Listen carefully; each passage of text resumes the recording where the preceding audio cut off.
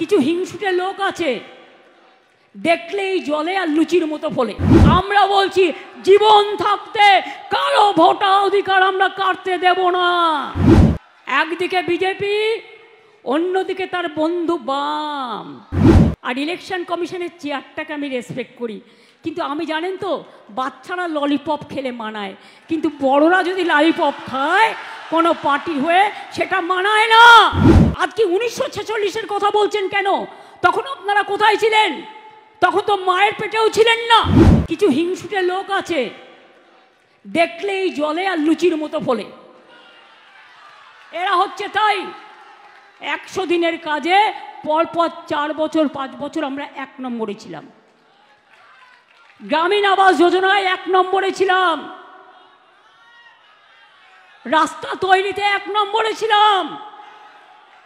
তাই সেলফিশ জায়েন্টরা, যারা high loaded virus, বুঝলেন কিছু, যারা হাই লোডেড ভাইরাস আর যাদের হিমালয়ান ইনকম্পিটেন্স আছে, তারা হিংসে করে আমাদের টাকা বন্ধ করে দিয়ে ভাবছে, আর পরিযায়ী শ্রমিকদের টাকা বন্ধ করে দিয়ে ভাবছে, তাদের কর্ম কেড়ে নিয়ে ভাবছে এনআরসি চালু করবে, আর এনআরসি চালু করে সবার ভোটার অধিকার কেড়ে নেবে। আমরা বলছি জীবন থাকতে কারো ভোটার অধিকার আমরা কাটতে দেব না।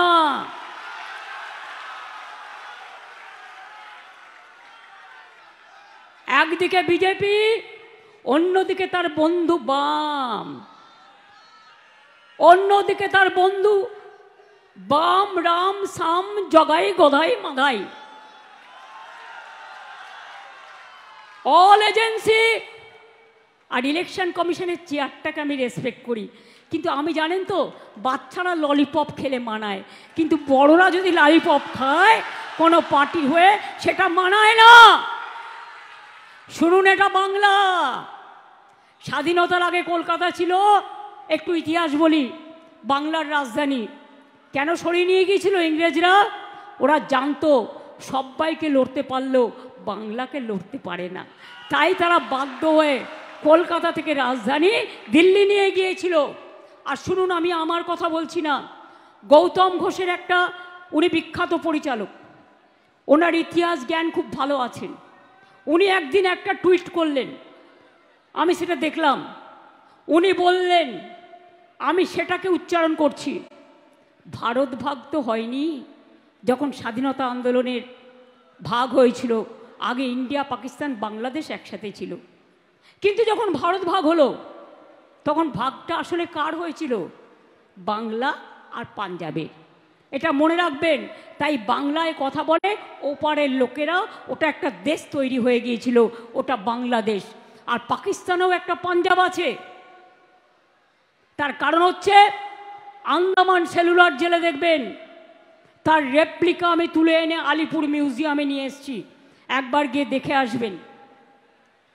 কিন্তু বাঙালি ছিলেন, আর 10% ছিল পাঞ্জাবি। তাই মনে রাখবেন, ভাগটা করেছিল হিংসা করে বাংলাটাকে আর পাঞ্জাবটাকে। যা করেছেন করেছেন, আমরা তো তার দায় নেব না, কারণ আমরা তখন কেউ জন্মাইনি, আমরা জানি না। আজকে রিসেন্টের কথা বলুন, আজকে 1946-এর কথা বলছেন কেন? তখন আপনারা কোথায় ছিলেন? তখন তো মায়ের পেটেও ছিলেন না, আমরাও ছিলাম না। তাই এত জ্ঞান কোথার থেকে এলো? জ্ঞান ভাণ্ডারী সব, জ্ঞান বৃক্ষ সব। জ্ঞান বৃক্ষ নয়, এরা হচ্ছে মগধে মরুভূমি। মনে রাখবেন, এরা কোনোদিনও বৃক্ষ হতে পারে না।